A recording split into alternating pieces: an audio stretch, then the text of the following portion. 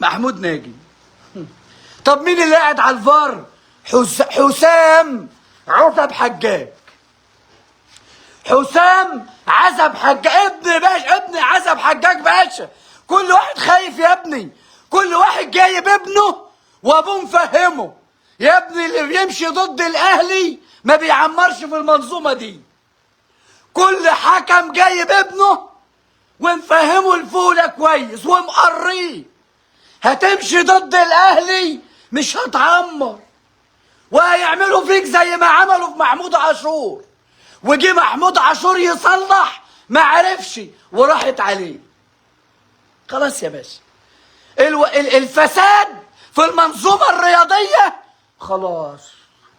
هنا اهو الفساد في المنظومه الرياضيه سكبوا الانوف. ريحتكوا فاحت، ريحتكوا فاحت، ريحتكوا فاحت.